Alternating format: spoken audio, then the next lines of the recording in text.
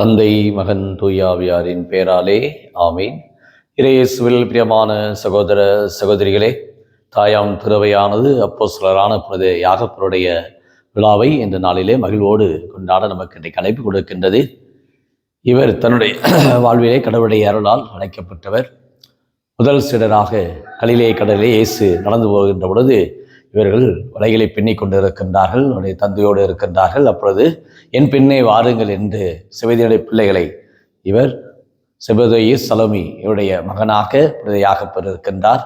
இவரை இயேசு ஆண்டவர் அன்போடு அழைக்கின்றார். முதல் சீடராக தன்னுடைய திருத்தூது பணிக்கு வாருங்கள் என்று அழைக்கிற பொழுது தன்னுடைய வலைகளை விட்டுவிட்டு தந்தையை விட்டுவிட்டு இயேசுவை பின்தொடர்ந்தார்கள் என்பதை நாம் வாசிக்கின்றோம். மத்தேயு நற்செய்தியிலே 4ஆம் அதிகாரம் 18வது வசனத்திலே.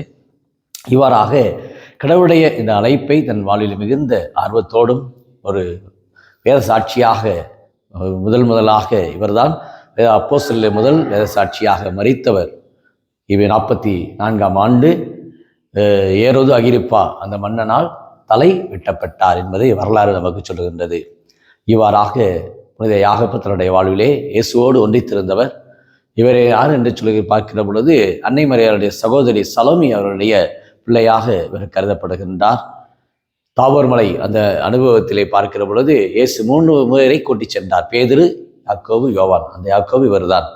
மிக சிறப்பு அனுபவத்திலே இவர் வாழ்வில் இயேசுவோடு முக்கியமான கெத்செமனி அனுபவத்திலும் இயேசுவோடு மிக நெருங்கிய ஒரு தொடர்பு கொண்டவர் தான் புனித யாகப்பர். அந்த அளவுக்கு இயேசு மீது பற்று கொண்டவர், இயேசு மீது பாசம் கொண்டவர்.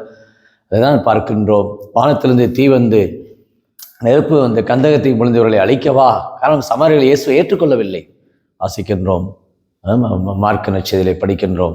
அந்த இவ்வாறாக இவர்கள் தங்களுடைய வாழ்விலே மிகுந்த ஒரு ஆர்வத்தோடு இருந்தவர்கள். அதே சமயத்திலே உங்களுடைய பெயரால் பலர் பேய்களை ஓட்டி கொண்டு இருக்கின்றார்கள், இது எப்படி என்று கூட மிகுந்த ஆர்வத்தோடு கேட்கின்றார்.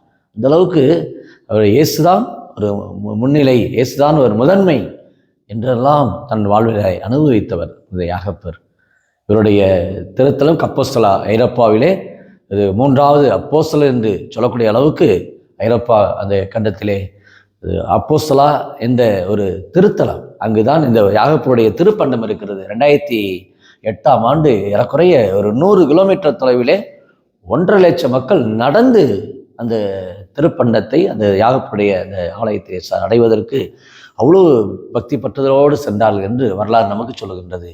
இவ்வாறாக இந்த புனித யாகப்பருடைய இந்த ஒரு மறை சாட்சியம், இயேசுக்காக தன் உயிரை கொடுத்து இயேசுக்காக தன் நற்செய்தியை நாள் முழுமையாக அறிவித்து இயேசுவோடு பயணித்தவர். பார்க்குறோம், பேதுருடைய மாமியார் அந்த காட்சியை சுகப்படுத்தும் பொழுதும், யாயினுடைய மகளுக்கு உயிர் பிச்சை கொடுக்கின்ற பொழுதும் இவர் இருக்கின்றார், இயேசுவோடு இருக்கின்றார். கடைசியில் கெத்செமனியிலே இயேசுவோடு இருக்கின்றார், இயேசுவோடு பயணிக்கின்றவர் இந்த யாகப்பர். இவருடைய அந்த துடிப்பு மிக்க இவருடைய நற்செய்தி வாழ்வு இன்றைக்கு திரு அவையிலே, இன்றைக்கு அப்போஸ்தலருடைய விழாவை இன்றைக்கு நாம் கொண்டாடுகின்றோம்.